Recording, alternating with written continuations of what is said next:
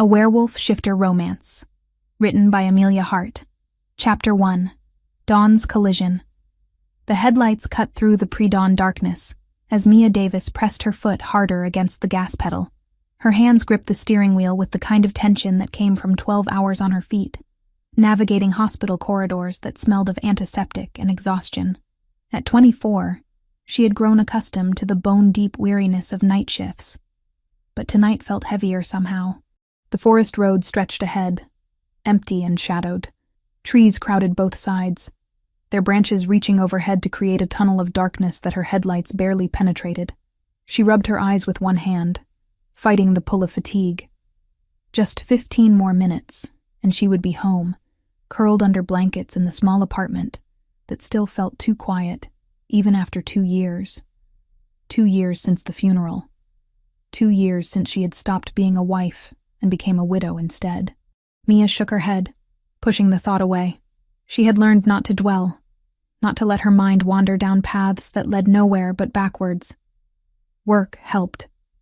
The patients who needed her, the wounds she could actually heal, gave her purpose when everything else felt meaningless. The radio crackled with static as she rounded a curve, some late-night talk show host discussing weather patterns she did not care about. Her coffee sat cold in the cup holder, abandoned hours ago when her shift had turned chaotic with back-to-back emergency admissions. She should have been exhausted enough to go straight home and collapse, but restlessness gnawed at her instead. A flash of movement ahead made her foot slam on the brake.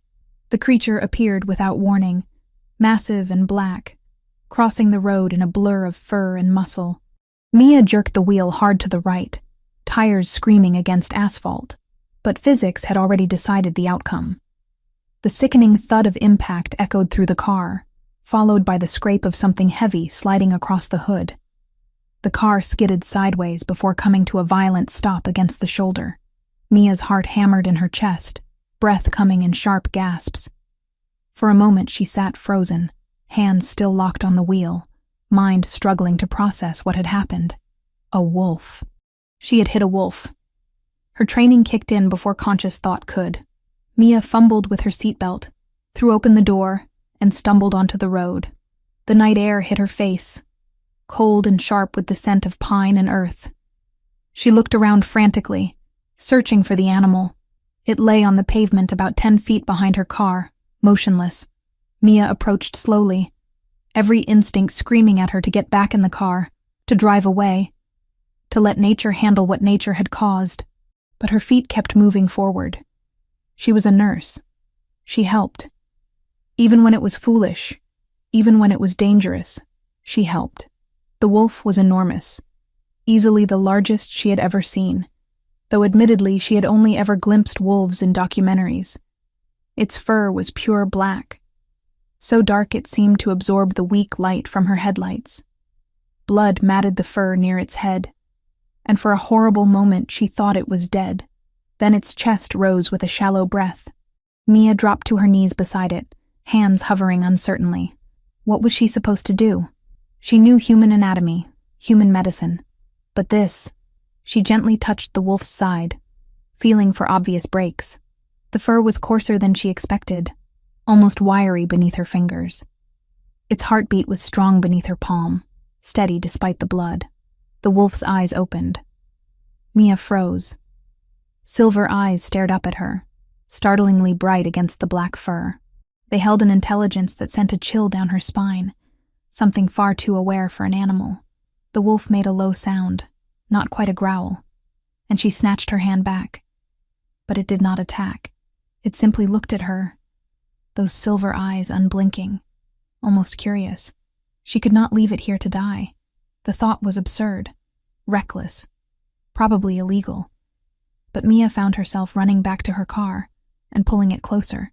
The wolf was too heavy to lift, but she managed to half-drag, half-guide it into the back seat, leaving a trail of blood on the upholstery she had never cared about anyway.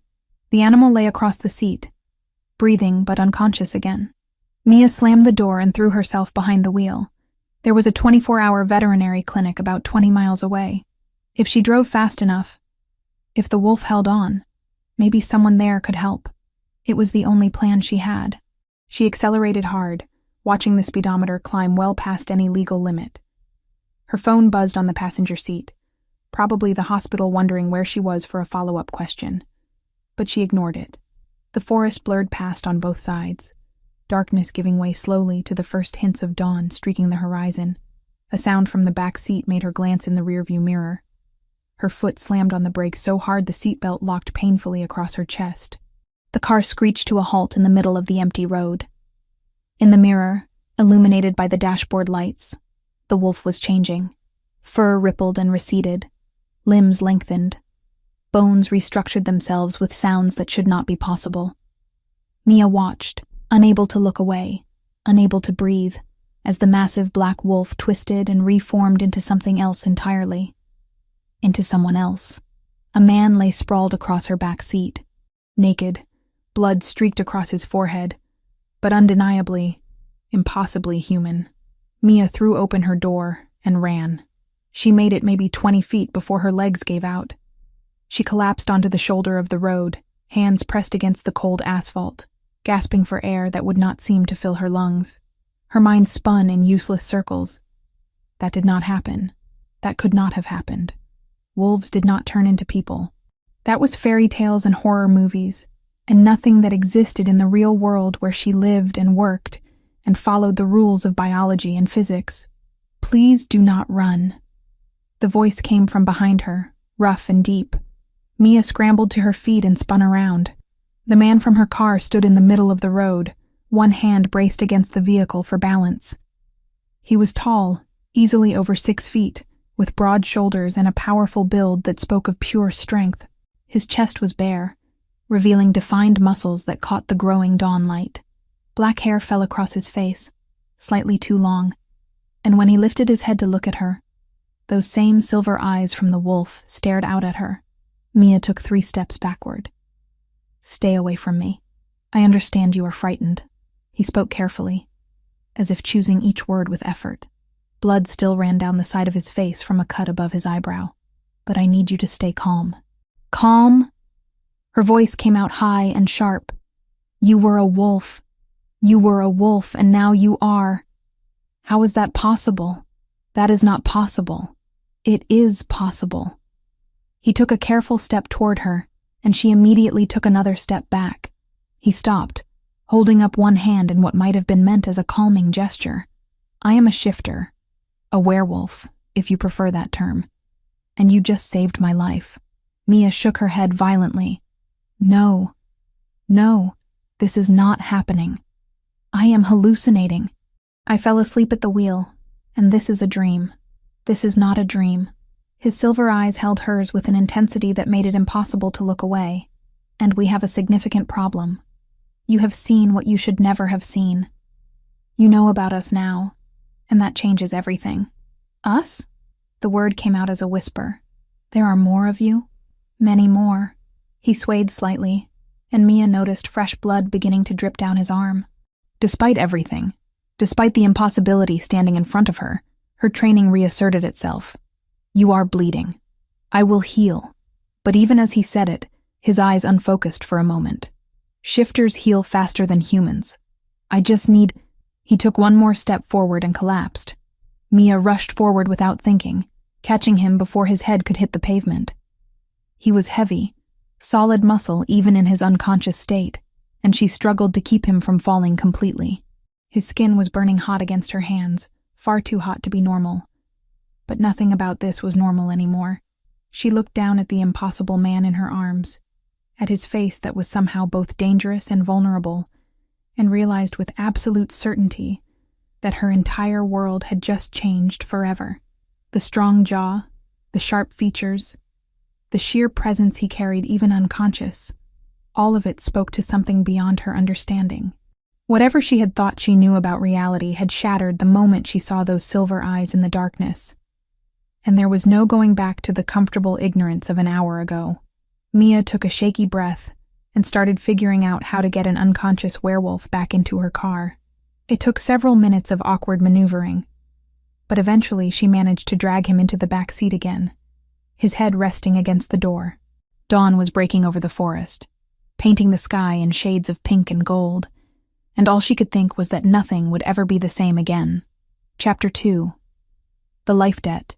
The man's weight pressed against Mia as she struggled to keep him upright beside her car. His breathing had grown shallow, and the cut on his forehead bled more freely now. Whatever supernatural healing abilities he claimed to possess were clearly not working fast enough.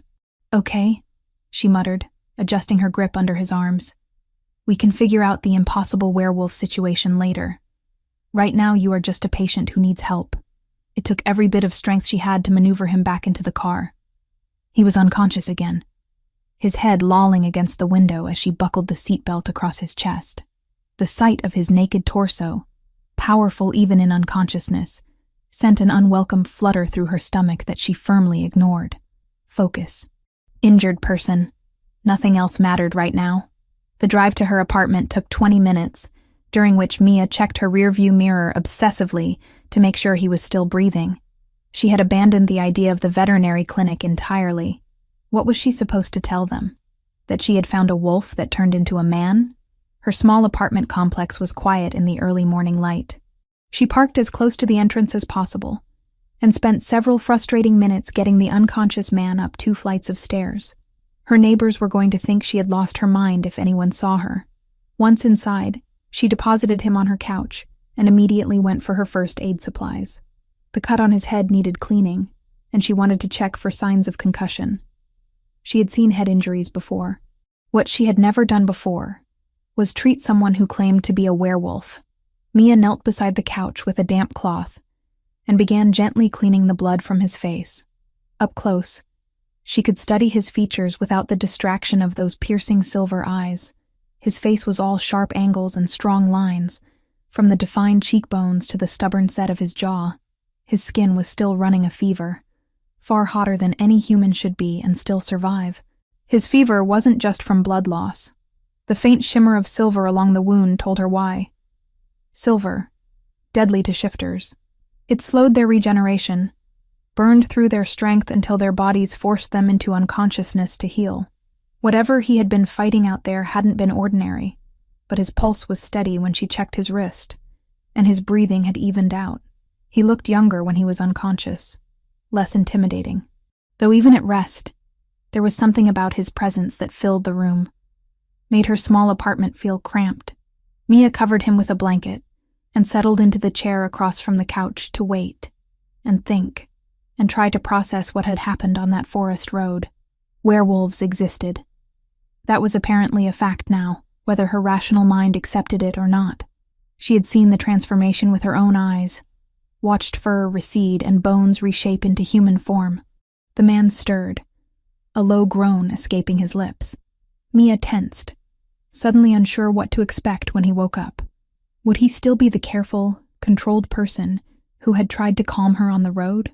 Silver eyes opened, and immediately found hers across the room. For a moment, neither of them moved.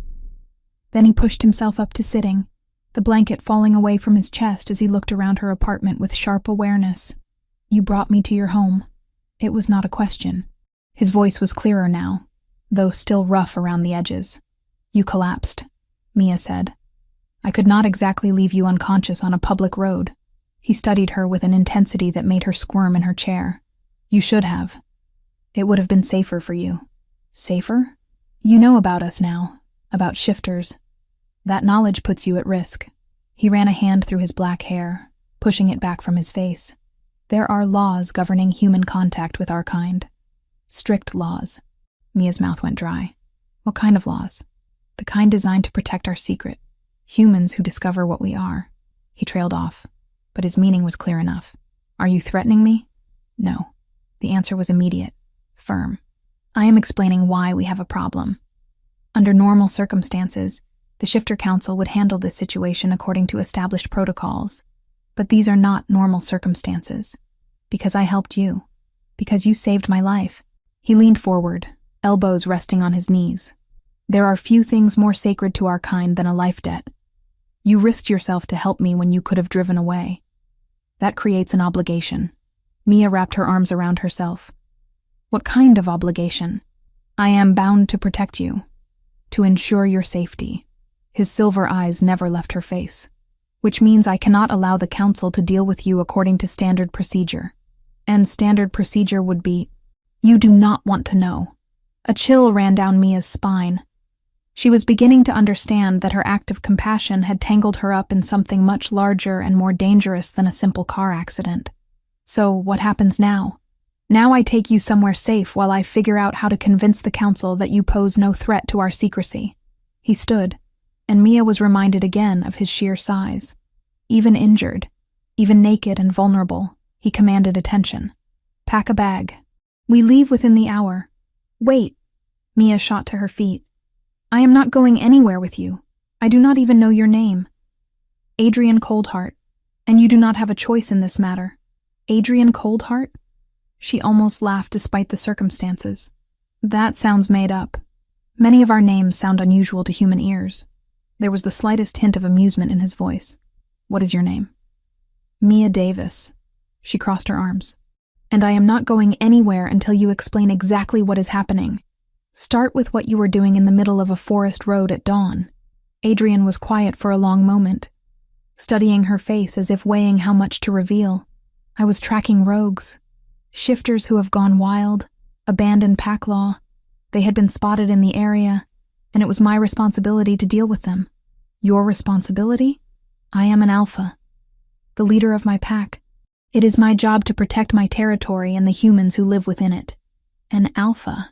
Mia was not sure what that meant exactly, but she could hear the authority in his voice, see it in the way he held himself. Everything about him spoke of command, of power held in careful control. These rogues, she said, are they dangerous to humans? Extremely. They have no regard for our laws, no concern for maintaining the secret of our existence. They kill humans for sport. His jaw tightened. I have been hunting this particular group for months. Mia sank back into her chair, overwhelmed. This is insane. 24 hours ago, my biggest concern was whether I had enough coffee to get through my shift. Now I am having a conversation with an alpha werewolf about rogue shifters. 24 hours ago, you lived in ignorance of what truly exists in this world, Adrian said. That ignorance is gone. You cannot return to your old life as if nothing has changed. Why not? I will not tell anyone. Who would believe me? It is not that simple. Other shifters can sense that you have been exposed to our world. Your scent will carry traces of our contact. Any shifter who gets close to you will know immediately that you have been in proximity to one of us. Mia stared at him. My scent? Human scent changes when exposed to shifter presence for extended periods. It becomes marked. Adrian's nostrils flared slightly, as if he was testing the air. You will be questioned. Extensively. The weight of what he was saying settled over her. There truly was no going back. Her life as she knew it was over had ended the moment she chose to help instead of driving away. You said you would take me somewhere safe, she said quietly. Where? My territory. My packlands. Adrian moved to the window, looking out at the parking lot below. You will be under my protection there while I negotiate with the council. For how long? I do not know. Weeks. Possibly months. Months. Mia closed her eyes, thinking of her job, her apartment, the small life she had built for herself. I cannot just disappear. I have responsibilities. You can call in sick. Tell people you are taking time away. Adrian turned from the window, those silver eyes finding hers. I know this is difficult, but you mentioned being alone for 2 years. When Adrian asked about her husband, Mia felt her throat close up. Not now, she managed. I do not want to talk about that. Not now. Adrian studied her for a moment, then nodded. I understand. But I noticed you mentioned living near the forest where rogues are active. That concerns me. A strange expression crossed his face, but he did not press further. I promise you will be safe under my protection, he said instead. No harm will come to you while you are in my territory. Mia looked around her small apartment, at the life she was about to abandon. Do you have anything I could wear? Adrian asked suddenly, seeming to remember his lack of clothing. Despite everything, Mia found herself fighting back a laugh. I think I have some of my husband's old clothes. As she went to find something for him to wear, Mia realized that for the first time since the accident, She felt something other than emptiness. Fear? Yes. And confusion. And terror about what she had gotten herself into, but also something that might have been anticipation. Her safe, predictable life was over. What came next was unknown, possibly dangerous.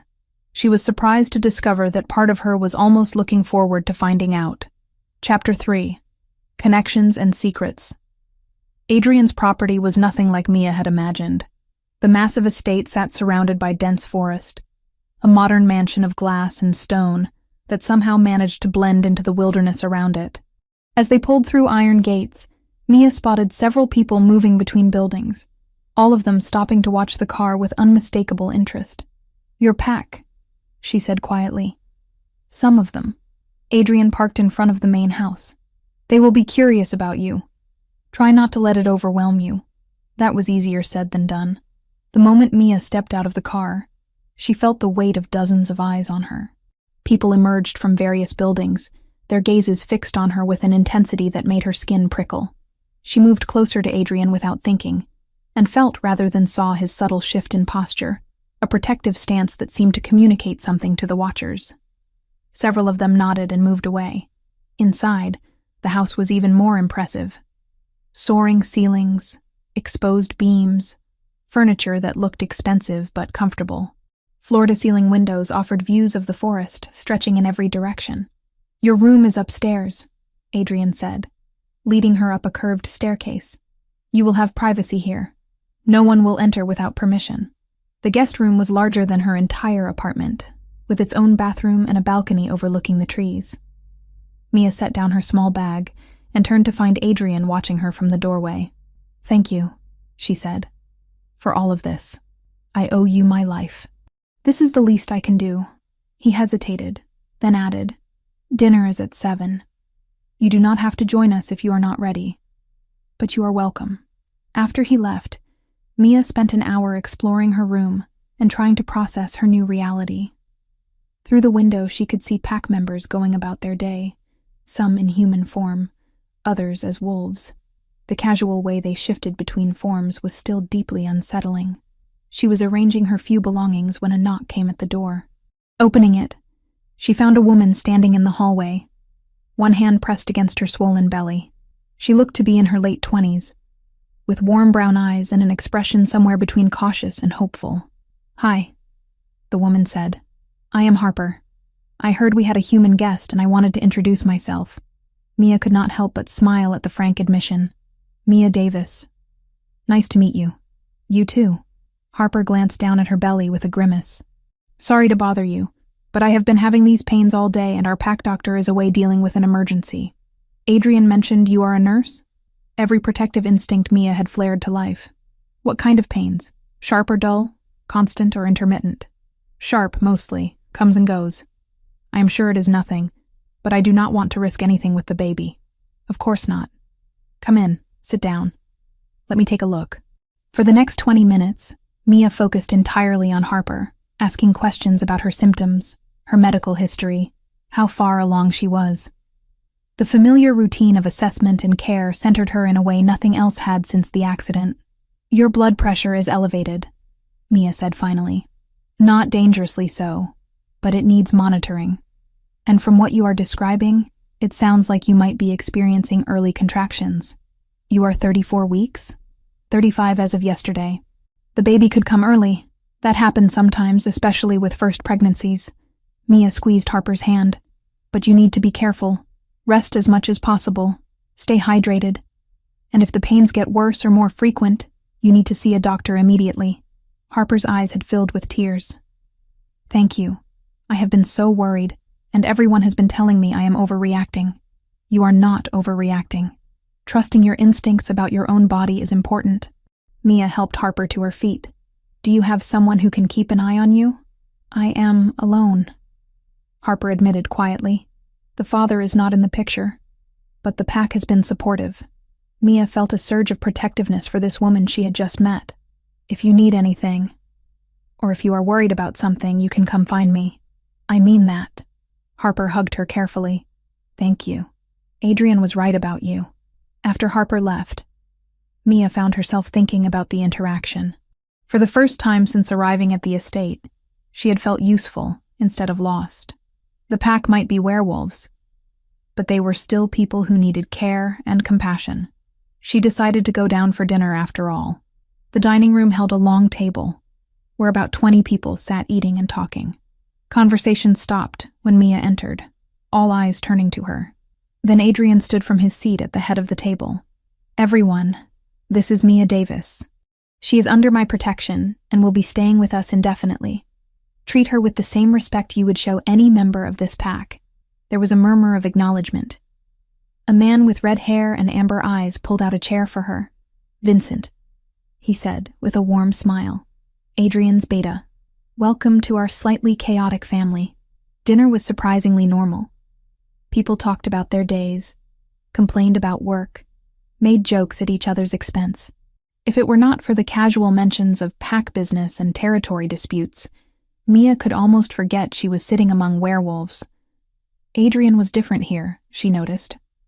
Still commanding, still clearly in charge, but there was an ease to him that had not been present before. When a younger pack member made a sarcastic comment about patrol duty, Adrian's lips quirked in what might have been amusement.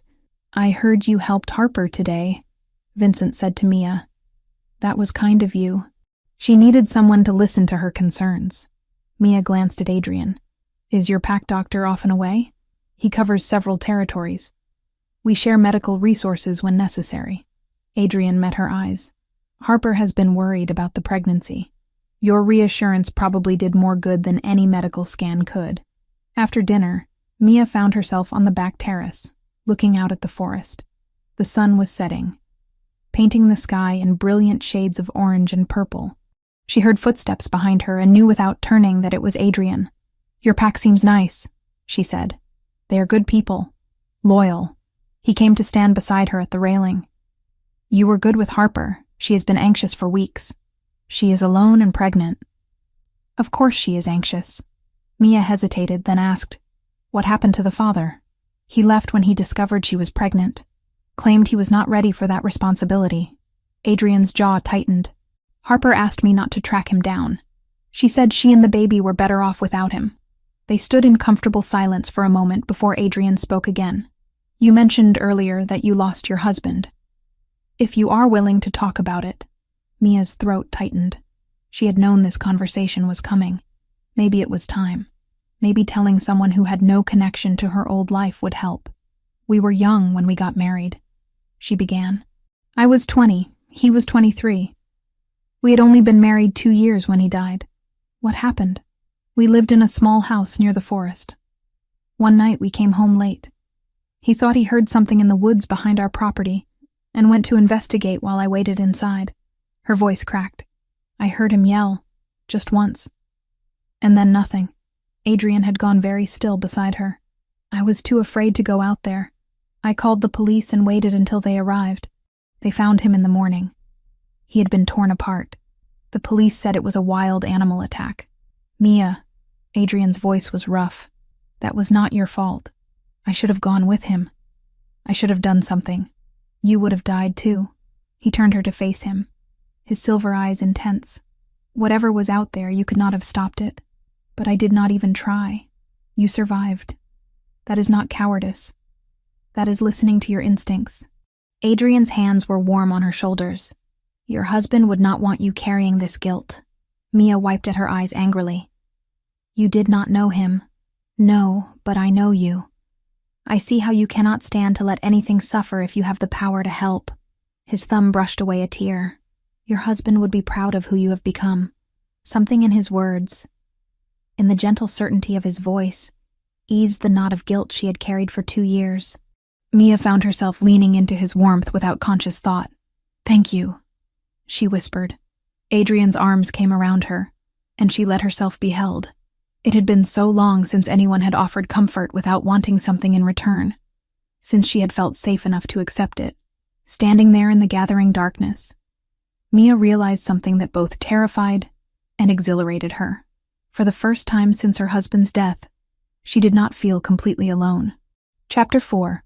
Blood and Truth. 3 days later, Mia woke to chaos. The sound of snarling and shouts pulled her from sleep. She stumbled to her window and froze at the scene below. Wolves circled the property, larger than any natural animal, their eyes glowing in the early morning darkness. Pack members were shifting, transforming mid-run to meet the threat. Vincent appeared at her door without knocking, his expression grim. "Stay here. Lock the door. Do not come out for anyone except Adrian or me." "What is happening?" "Rogues. They are attacking the compound." He was already moving down the hallway. "Lock the door, Mia." She did as he said, then pressed herself against the wall beside the window, watching the battle unfold. It was terrifying and mesmerizing at once. Wolves tore at each other with savage efficiency, the sounds of combat echoing through the estate. A massive black wolf appeared in the fray, larger than all the others. Adrian. Even in wolf form, he was unmistakable, commanding and lethal as he drove back 3 rogues at once. Mia's heart hammered as she watched him fight, praying he would not be hurt. The battle lasted maybe 10 minutes, though it felt like hours. When it ended, several rogues lay dead or unconscious, and the rest had fled into the forest. Pack members shifted back to human form, checking injuries and securing the perimeter. Mia waited until she saw Adrian transform back before leaving her room. She found him in the main hall, blood streaked across his chest and arms. Vincent was beside him, speaking in low, urgent tones. "They were specifically targeting the east wing," Vincent was saying, "where Mia's room is located." Adrian's silver eyes found Mia across the room. The relief that flashed across his face was quickly replaced by fury. "They know about her." Mia approached slowly, afraid of what she might hear. "What does that mean?"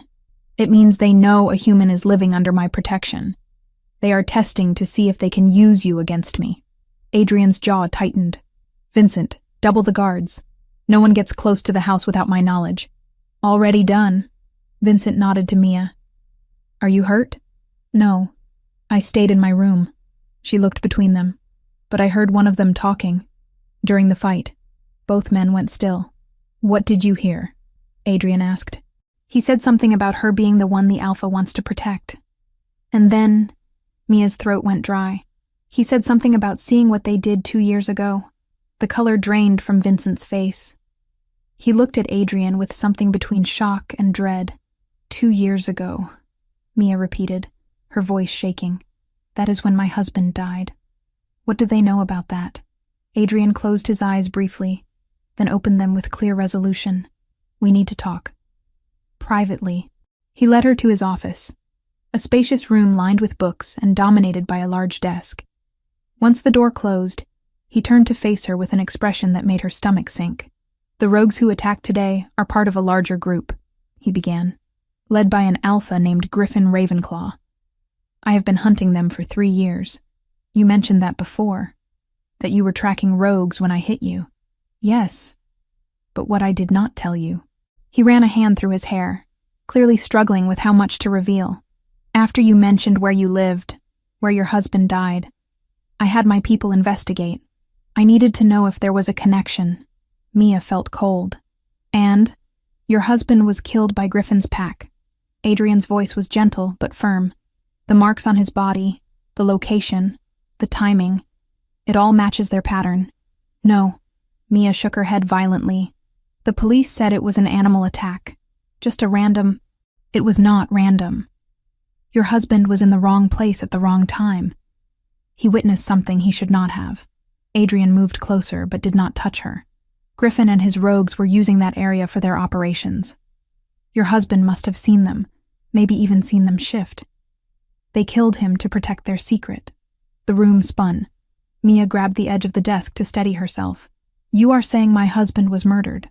By werewolves? By rogues who have no respect for our laws or for human life?" Adrian's expression hardened. "I am sorry, Mia. I wish I could tell you differently. How long have you known?" "I suspected when you first mentioned where you lived.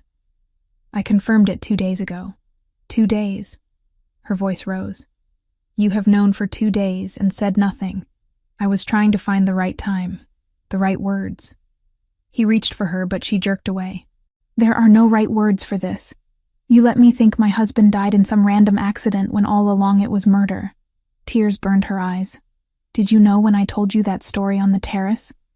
When I was crying and you held me, I suspected strongly by then, yes. Mia wanted to hit him, or scream, or both. But when the fury ebbed, what was left wasn't just grief, it was purpose. She turned toward him, her eyes steady. "Then help me stop them," she said quietly. "If I can't change the past, I'll change what comes next. I did not want to hurt you without being certain. Well, now I am certain and I am hurt anyway." She turned away from him, wrapping her arms around herself. Why did they kill him? What could he have possibly seen that was worth dying for? They were planning an attack on another pack. Your husband heard them discussing it. He was a witness to their conspiracy. Adrian moved to stand beside her, though he did not try to touch her again. If it helps at all, his death was quick. They did not torture him. That does not help. Mia's voice broke. Nothing about this helps. They stood in silence for a long moment. When Mia finally spoke again, her voice was cold. "The rogues who attacked today, were they part of the same group?" "Yes. Griffin's pack. They said they saw what they did 2 years ago. That means they recognized where I lived. They know I was his wife." Horror washed over her. "They have been watching me." "Possibly. Or they simply recognized the location when they found you here under my protection." Adrian's hands clenched into fists. "Either way, you are in danger now. Griffin will try to use you to get to me. Why would he bother? I am no one. You are someone I have claimed responsibility for. Someone I am protecting. That makes you valuable leverage." He finally touched her then, just his hand on her shoulder, warm and steady. "I will not let them hurt you, Mia. I swear that on my life. You cannot promise that." "I can, and I do." His silver eyes burned with intensity. "Griffin has killed too many innocents. Your husband was just one of many. I have been hunting him for years, trying to stop him before he destroys more lives. I failed to save your husband, but I will not fail to save you." The weight of everything crashed over Mia at once. Her husband had not died in a random animal attack. He had been murdered by werewolves because he was in the wrong place.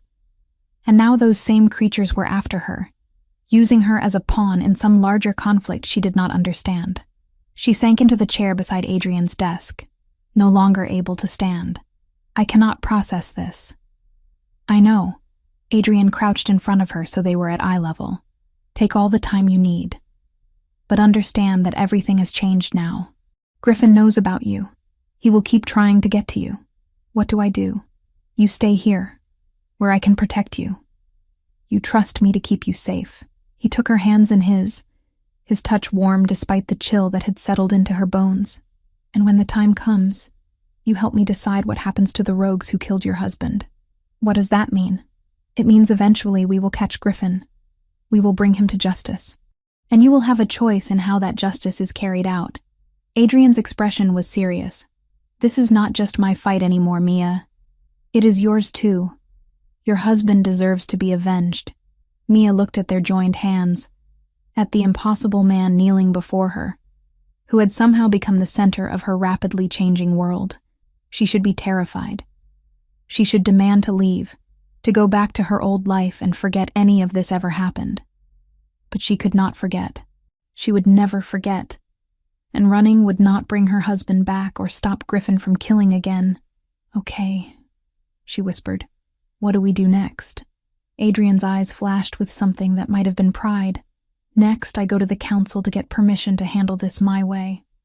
And you stay here, safe, until I return." "How long will that take?" "A few days at most." He stood, pulling her up with him. "Vincent will watch over you while I am gone. He is my beta, my second in command. You can trust him with your life." "Adrian." She stopped him as he moved toward the door. "Thank you for telling me the truth. Even if it hurts." He turned back, his expression softening. "I am sorry I did not tell you sooner. I was trying to protect you from more pain, but I see now that was the wrong choice." "Yes, it was, but I understand why you did it." Mia managed a weak smile. "Just do not lie to me again. I can handle the truth, no matter how terrible." "No more lies," Adrian promised. "Only truth between us from now on." After he left to prepare for his journey, Mia sat in the office alone, trying to absorb everything she had learned. Her husband had been murdered. She was being hunted by the same killers. And somehow, impossibly, she had found herself at the center of a war between werewolves. Her quiet life as a widow was truly over. What came next would be dangerous and painful and probably terrifying. But for the first time since that horrible morning 2 years ago when she found her husband's body, Mia felt something other than helpless grief. She felt angry, and anger, she was discovering, could be just as powerful as fear. Chapter 5. Forming bonds.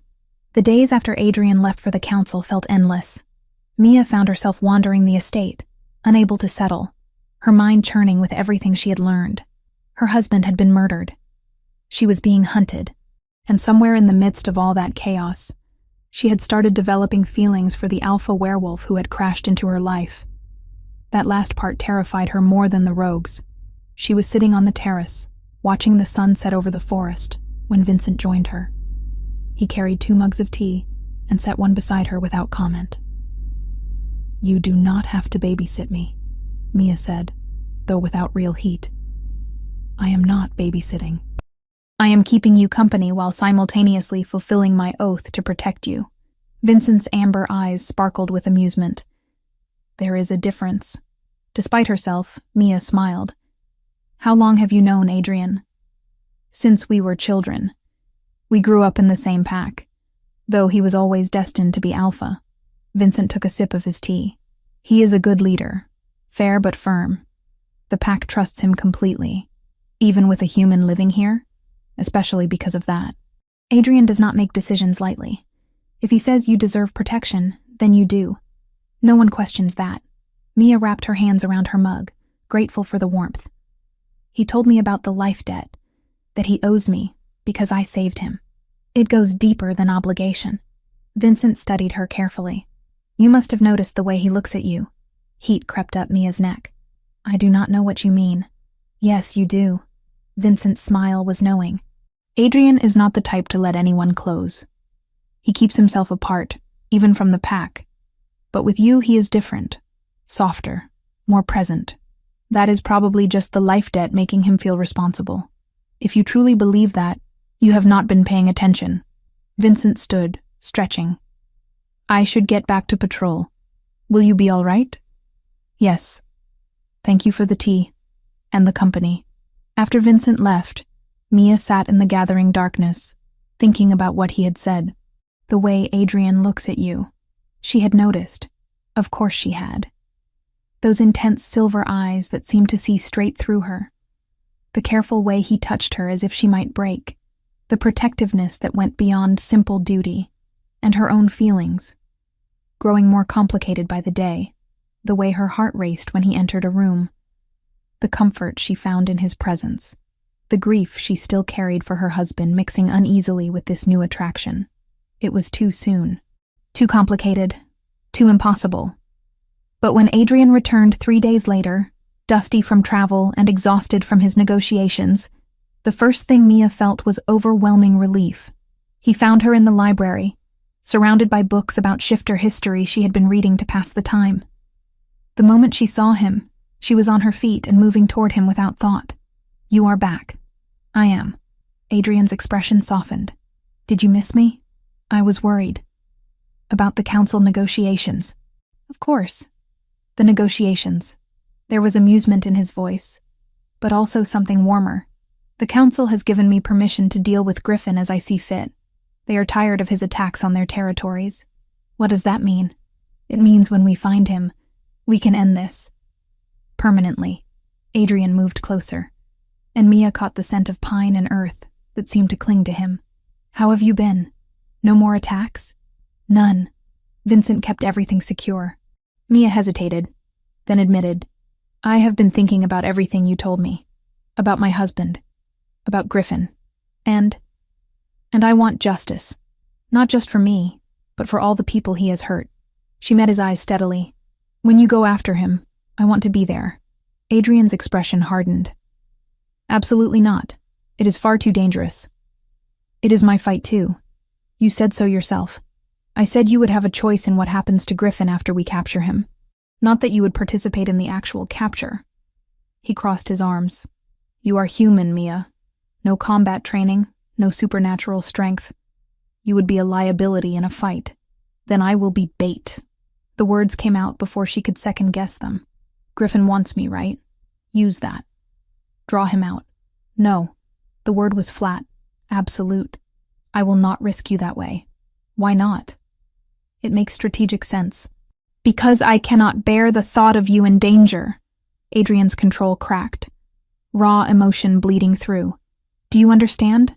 The idea of Griffin getting anywhere near you makes my wolf want to tear apart everything in its path. I cannot think strategically when it comes to your safety. Mia stared at him, heart pounding. Adrian, you asked why I look at you differently. Why I am softer with you, as Vincent no doubt mentioned since he cannot keep his observations to himself. Adrian closed the distance between them, his presence overwhelming. You are not just a responsibility to me, Mia. You have not been since the moment I woke up in your car and saw you trying to save a monster you should have left for dead. You are not a monster. I am exactly that. A predator. Something that should terrify you. His hand came up to cup her face, thumb brushing her cheek. But you do not fear me. You never have. Even that first night when you saw me transform, you were more concerned with helping than running. Mia's breath caught. What are you saying? I am saying that you are my fated mate. The words hung in the air between them, heavy with meaning. My wolf recognized you immediately, though it took my human mind longer to accept it. You are the other half of my soul, Mia. The one person in this world meant for me. That is impossible. I am human. It is rare, but not impossible. Cross-species mate bonds do occur. Adrian's silver eyes searched hers. I know the timing is terrible. You are still grieving your husband, still processing everything you have learned. I do not expect you to feel the same way, but I needed you to understand why I cannot risk you in this fight. Losing you would destroy me.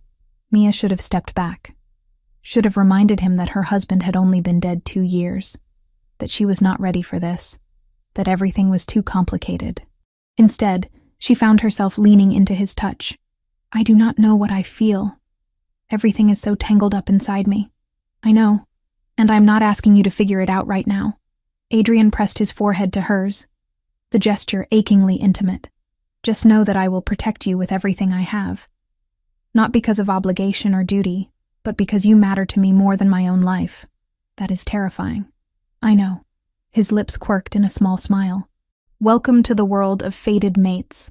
They stood that way for a long moment, foreheads touching, breathing the same air. Then Mia pulled back enough to look at him properly. My husband, she began carefully. What we had was real. I loved him. But we were so young, and if I am honest with myself, we rushed into marriage for the wrong reasons. We were in love with the idea of being in love. You do not have to explain. I want to. I need to. She took a steadying breath. I have spent 2 years feeling guilty for not grieving enough, for not being devastated every single day, for sometimes going hours without thinking about him. I thought something was wrong with me. Nothing is wrong with you. Grief is not linear. I know that now. And I know that what I feel when I look at you, she trailed off, afraid to name it. It is different from what I felt with him. Stronger, more consuming, and that scares me because it feels like a betrayal. It is not a betrayal to move forward with your life. Adrian's hand settled on her shoulders, warm and grounding. Your husband would want you to be happy, to find love again. How can you know that? Because if our situations were reversed, if you had died and I had survived, I would want the same for you. Love is not finite, Mia. Opening your heart to someone new does not diminish what came before. Tears pricked her eyes. When did you become so wise? I have had a long time to think about fate and love and loss. Being alpha means witnessing all the ways people hurt and heal. He brushed away a tear that had escaped. Take all the time you need. I am not going anywhere. Mia made a decision then, one that felt both reckless and right. She closed the remaining distance between them and pressed her lips to his. The kiss started tentative, questioning. But the moment Adrian responded, pulling her closer, something clicked into place. This was what had been missing in her marriage. This bone-deep recognition. This sense of coming home. When they finally broke apart, both breathing hard, Adrian rested his forehead against hers again. "That was unexpected," he murmured. "I am tired of fighting what I feel. Life is too short and too unpredictable." Mia's hands fisted in his shirt. "I am not saying I am ready for everything that comes with being someone's fated mate, but I am saying I want to try. I want to see where this goes. That is all I could ask for." Adrian kissed her again, softer this time. "We will figure out the rest as we go." Later, as they sat together on the library sofa, Mia curled against Adrian's side. She felt something she had not experienced in 2 years. Peace. The war with Griffin was still ahead of them, and countless complications awaited. But for this moment, in the circle of Adrian's arms, Mia allowed herself to simply feel, to hope, to trust, and maybe, just maybe, to fall in love again. Chapter 6. The Hunt. The message arrived at dawn, delivered by a rogue who shifted back to human just long enough to throw a sealed envelope at the gates before fleeing. Vincent brought it to Adrian's office, where he and Mia were reviewing maps of Griffin's known territories. Adrian's jaw tightened as he read the contents. He wants to negotiate. Negotiate what?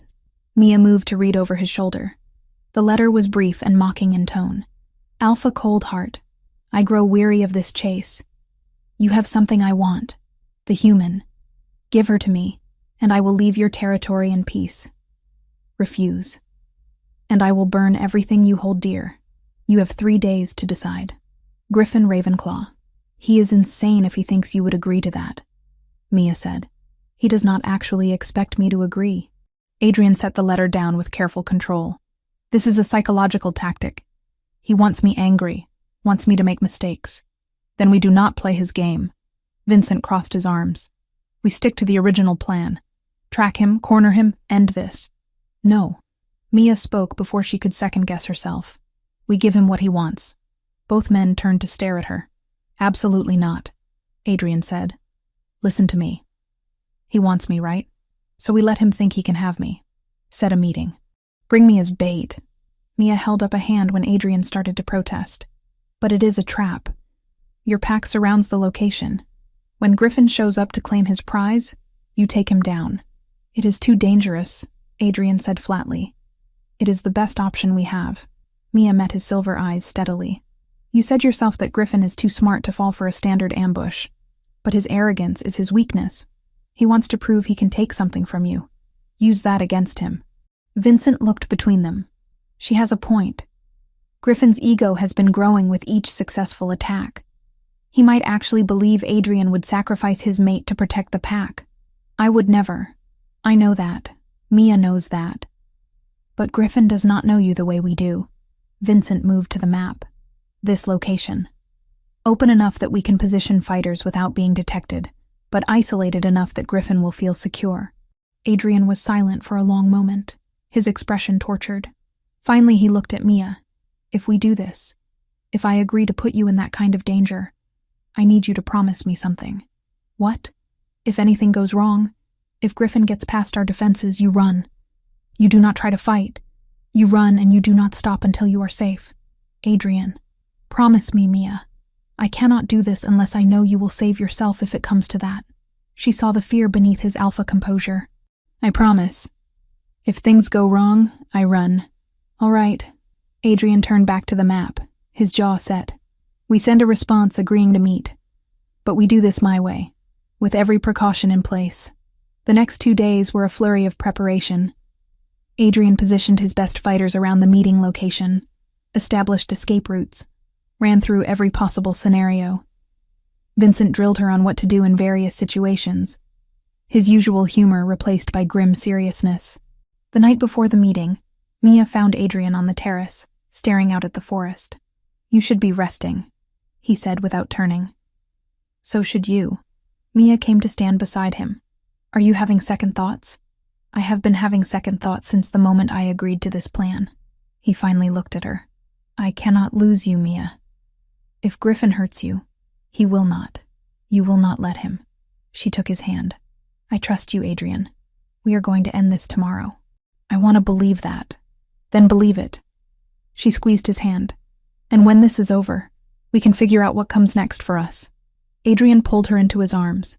"I already know what comes next. You, beside me. Always. That is a pretty big commitment for someone you have only known a few weeks. I have known you my entire life. I just did not meet you until that morning on the road." He pulled back to look at her face. "Nothing that happens tomorrow will change that." She kissed him then. When they finally broke apart, Adrian rested his forehead against hers. "Come back to me tomorrow," he whispered. "No matter what happens, find your way back to me." "I will. I promise." The meeting location was exactly as Vincent had described it. A clearing in neutral territory. Mia stood in the center with Adrian beside her. Vincent and a dozen other pack members hidden in the surrounding trees. Griffin appeared from the opposite tree line with 5 rogues flanking him. He was tall, with dark hair and eyes that held a cruel intelligence. Everything about him radiated barely contained violence. "Alpha Coldheart," Griffin's voice was mocking. "I admit I am surprised you actually came. You wanted to negotiate. So negotiate." Adrian's tone was flat, controlled. "Negotiate? No, I think I was quite clear." Griffin's eyes fixed on Mia with predatory interest. "I want the human. Hand her over and I leave your territory. And if I refuse, then I kill everyone you care about, starting with her." Griffin smiled. "Did you know I met her husband 2 years ago? He begged very prettily before I ended him." Mia felt Adrian tense beside her, felt the barely restrained fury rolling off him. She forced herself to speak calmly. "Why do you want me? I am no one. You are the mate of an alpha who has been hunting me for years. Killing you would hurt him in ways no physical wound could." Griffin took a step forward. "You are a coward who hides behind his rogues and attacks the innocent," Adrian said. "You are not worthy to call yourself alpha. Enough philosophy." Griffin made a sharp gesture. "Give me the human, or I signal my rogues to attack your packlands right now. I have people in position around your entire compound." Adrian's eyes flashed amber. "You made a critical mistake, Ravenclaw." "Oh? And what is that?" "You assumed I came here to negotiate." Adrian smiled, sharp and dangerous. "I came here to end you." He gave a signal, and the forest exploded with movement. Adrian's pack emerged from hiding, surrounding Griffin and his rogues. Griffin snarled in rage, shifting mid-leap as he launched himself at Adrian. The clearing descended into chaos. Mia stumbled backward as wolves collided around her. She spotted Vincent fighting 2 rogues at once, and Adrian, magnificent and terrifying as a massive black wolf, locked in combat with Griffin's equally large gray form. A rogue broke through the defensive line, heading straight for Mia. She ran, just as she had promised, but the rogue was faster. It was almost on her when Vincent appeared, tackling it to the ground. "Run!" Vincent shouted. "Get to the trees!" Mia ran, heart hammering. She made it to the tree line when a figure stepped out in front of her. Griffin, in human form, blood dripping from a wound on his shoulder. His eyes were wild, feral. Going somewhere?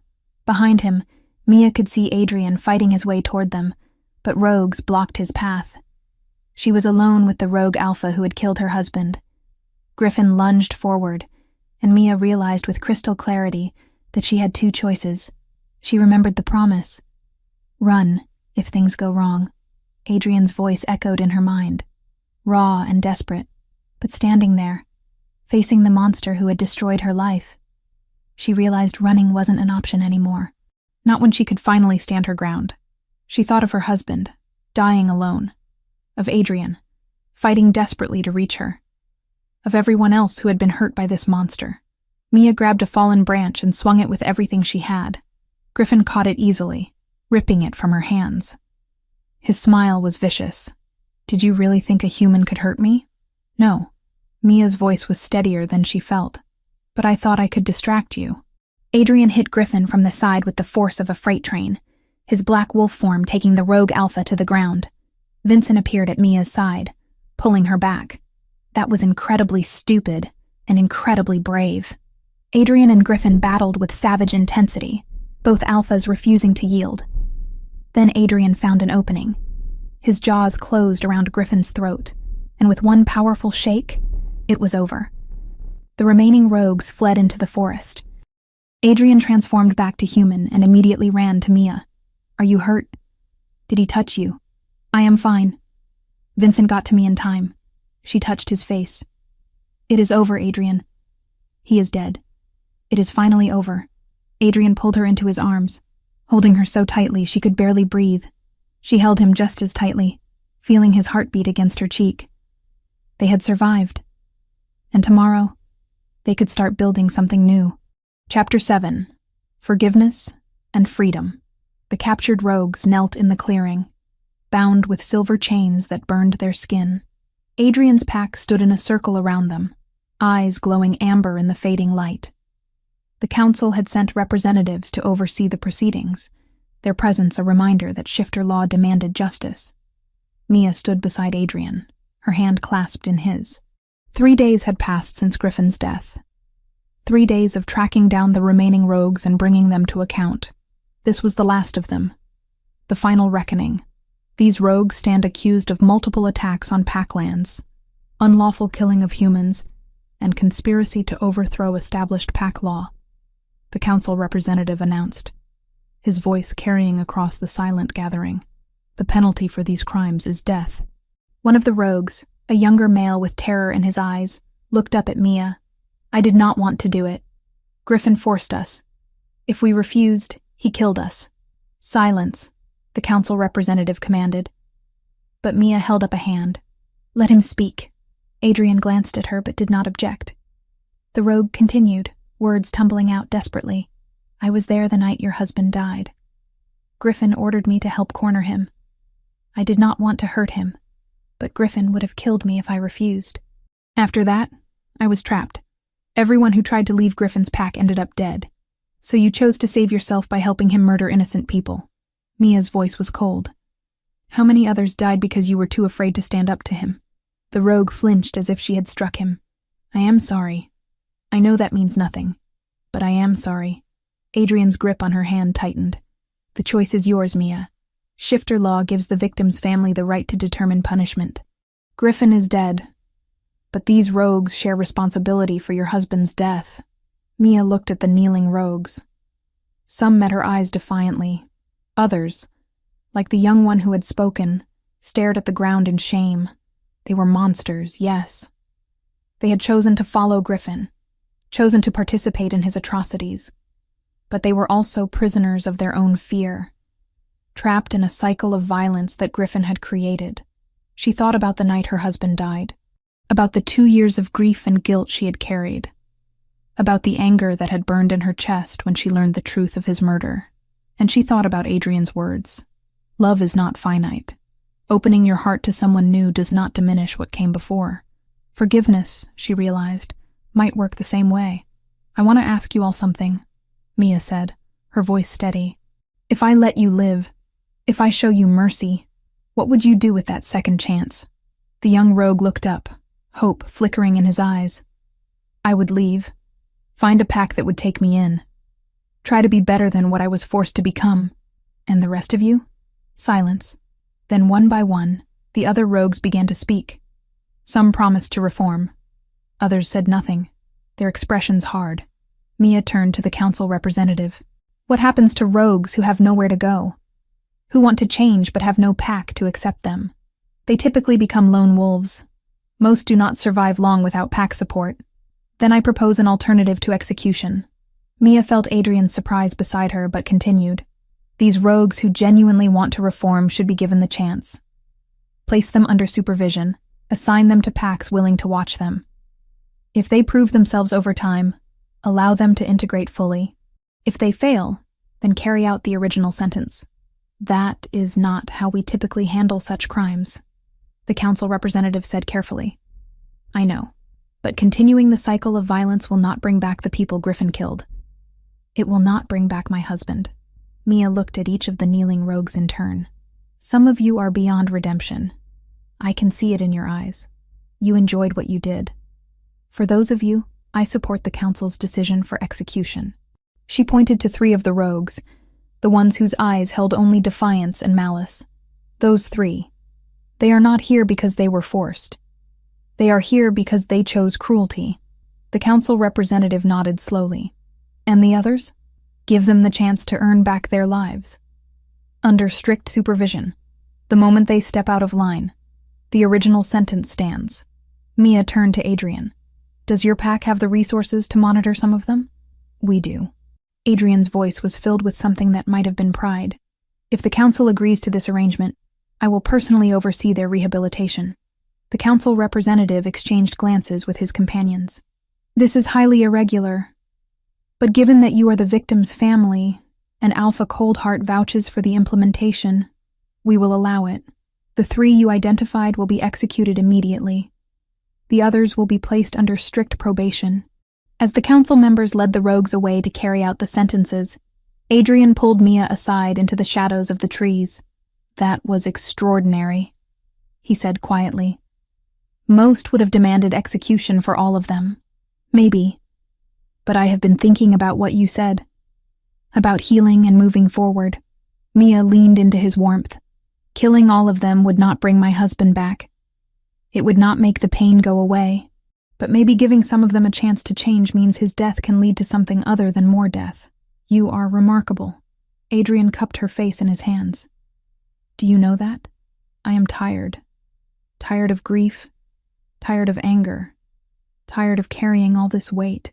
She closed her eyes. I want to let it go, Adrian. I want to move forward. Then let us move forward together. He kissed her softly. There is one more thing we need to do. One final piece of healing. What is that? Come with me. He led her through the forest to his car, then drove for nearly an hour until they reached a familiar area. Mia's heart clenched as she recognized the road where her old house had stood. Why are we here? I told you I bought your old property. I want to show you what I did with it. They pulled up to a house Mia barely recognized. The structure was the same, but everything else had changed. The paint was fresh, the yard cleared and landscaped. Through the windows she could see new furniture, warm lighting, signs of life and hope instead of tragedy. I had it completely renovated, Adrian explained as they walked up to the door. Knew everything inside. The only thing left from before is the structure itself. Why? Because places can be reborn, just like people. This house was where something terrible happened. But it does not have to remain a monument to that tragedy. He unlocked the door.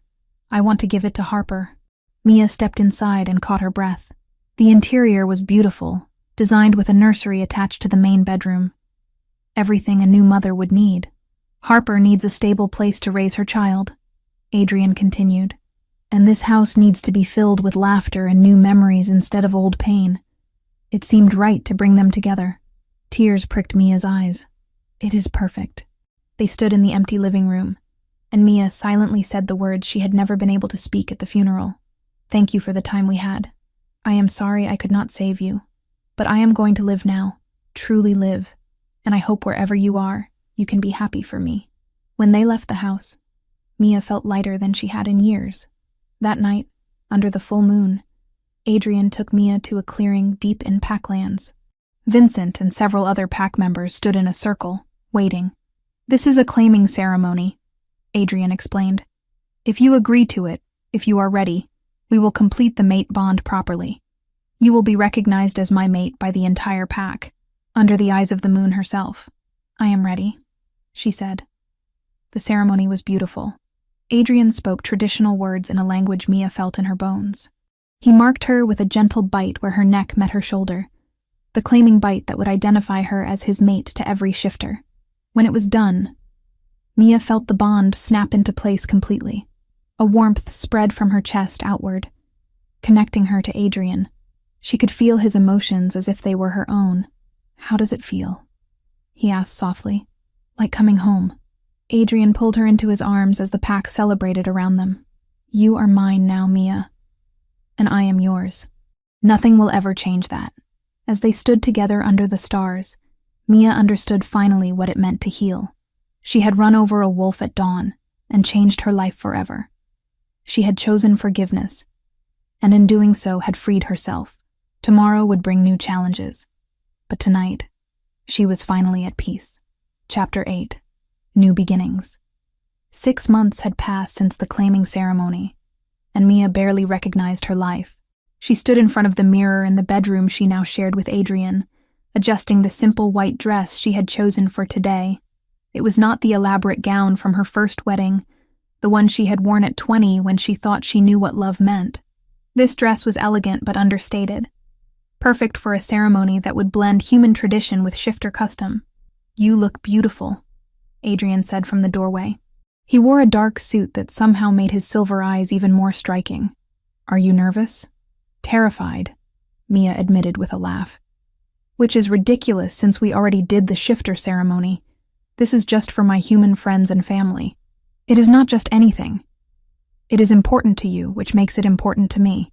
He crossed the room to stand behind her, his hands settling on her shoulders. "Your parents are already here. They seem to be handling the revelation about shifters remarkably well. My mother nearly fainted when I told her. But then she saw you transform and decided it was the most romantic thing she had ever witnessed." Mia met his eyes in the mirror. She always did have unusual taste. Adrian laughed, the sound rich and warm. "I am grateful she approves, though I suspect the fact that I am a billionaire helped smooth things over." "Probably." Mia turned in his arms. "Are you sure about this? A human wedding ceremony on top of everything else? I want you to have every celebration you deserve. Besides, Vincent has been planning this for weeks. If we cancel now, he might actually cry." That was true. Vincent had thrown himself into wedding planning with an enthusiasm that would have been alarming if it were not so endearing. A knock at the door interrupted them. Harper peeked her head in, her 2-month-old daughter Emily cradled in her arms. "Sorry to interrupt, but everyone is ready. The ceremony can start whenever you are." Mia's heart swelled at the sight of Harper. The young mother had moved into the renovated house 3 months ago and was thriving. The fear and anxiety that had marked her pregnancy had been replaced by joy and confidence. "How is she doing?" Mia asked, moving closer to look at the sleeping baby. "Perfect. She slept through the entire setup, which is a miracle." Harper smiled.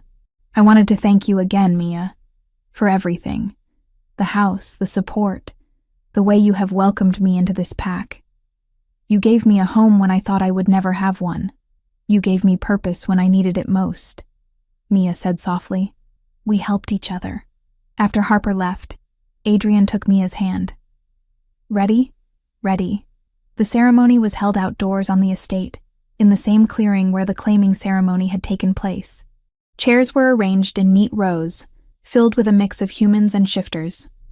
Mia's human friends from the hospital sat beside pack members, none of them aware of the supernatural nature of half the guests.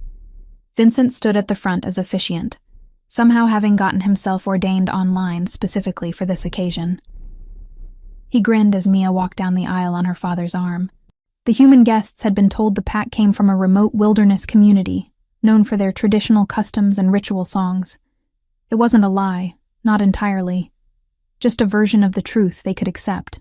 When the pack howled in celebration, the humans laughed and clapped, assuming it was part of the folklore. None of them saw the faint glimmer of moonlight shifting across the eyes of the wolves in disguise. The ceremony itself was beautiful. Traditional vows mixed with personal promises. Adrian pledged to love her in both his forms, to protect her with everything he had, to build a life with her that honored both their worlds. Mia promised to stand beside him as his mate and partner, to care for their pack, to love him without reservation or fear. When they kissed as husband and wife, the pack members howled their approval while the human guests applauded, most of them laughing at what they thought was an unusual but charming tradition. The reception that followed was a celebration unlike anything Mia had experienced.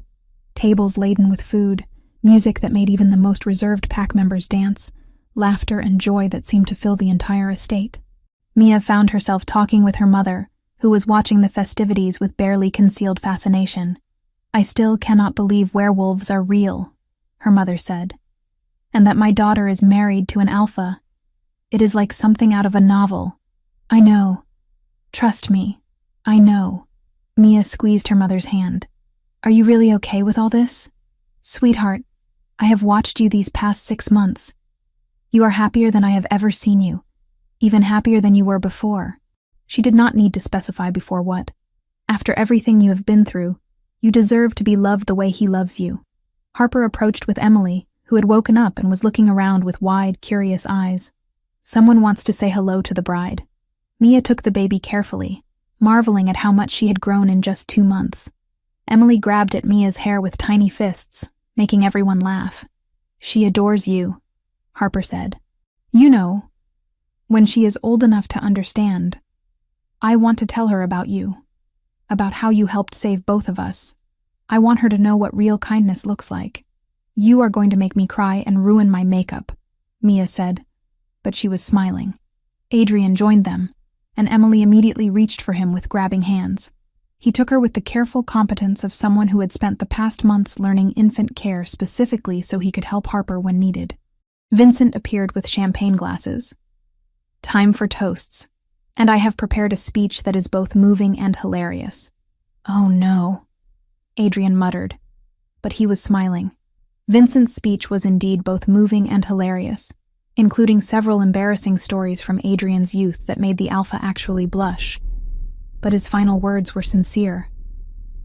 To Mia, who ran over our alpha at dawn and somehow ended up saving all of us. You brought compassion and kindness to this pack, reminded us that strength is not just about fighting, but about choosing to heal. And to Adrian, who finally found someone stubborn enough to put up with him. May your future be filled with the same love and laughter we celebrate today. As the sun began to set, Adrian pulled Mia away from the crowd to a quiet corner of the terrace. I have a gift for you, he said. You already gave me a gift. Several gifts. This is different. He pulled out an envelope. Open it. Inside was a deed to a building in town. Mia looked at him in confusion. It is a medical clinic, Adrian explained, specifically designed to serve both humans and shifters. I know how much you miss your nursing work. This way, you can practice medicine and stay close to home. We can staff it with both human and shifter medical professionals. Tears sprang to Mia's eyes. Adrian, this is incredible. You gave up your career, your apartment, your entire life to be here with me. I want to give you the chance to do what you love while building our future together. He cupped her face gently. You are happiest when you are healing people, Mia. I love you, she whispered. I love you so much it terrifies me sometimes. Good. That makes 2 of us. He kissed her softly. I have one more surprise. There is more? He took her hand and placed it on his chest, over his heart. Can you feel that? Through the bond? Mia concentrated, feeling their mate connection thrumming between them. And there, beneath Adrian's heartbeat, she sensed something else. 2 something else's. Tiny heartbeats that were not quite separate from his, but not quite part of him either. Her eyes went wide. Are those... You are pregnant, Mia, with twins. My wolf could sense it before you even knew. Adrian's expression was a mixture of joy and concern. Are you happy? Happy? Adrian, I am terrified and thrilled and absolutely overwhelmed. She laughed through tears. Twins. We are having twins. Half-shifter twins. It will be complicated. They will face challenges. But they will be ours, Mia. And they will be loved. Mia threw her arms around his neck, holding him close as the reality sank in. She was going to be a mother. They were going to have children together, create a family, build something new from everything they had survived. They stood together on the terrace as the sun set over the forest. The sounds of celebration drifted from the reception. Do you ever think about that morning? Mia asked quietly. When I hit you with my car. Every day. Adrian pulled her closer. I think about how my life was mapped out before that moment. Predictable. Lonely in ways I did not even recognize. And then you appeared. This stubborn human who refused to let me die even when common sense said she should run. I fell in love with you because you understood grief, Mia said. Because you never made me feel guilty for moving forward. Because you showed me that healing does not mean forgetting. Then we saved each other that dawn. You saved my life, and I saved yours in return. And now we get to build something together. A family. A future. Mia looked up at him. I would not change a single moment, Adrian. Not even the painful ones. They all led here. To us. To us. They kissed as the last rays of sunlight faded. Tomorrow would bring new challenges, new joys. But tonight, surrounded by family and filled with hope, Mia and Adrian celebrated the best accident of their lives. The wolf she ran over at dawn had become her mate, her love, her partner in every way that mattered. And together, they would face whatever came next.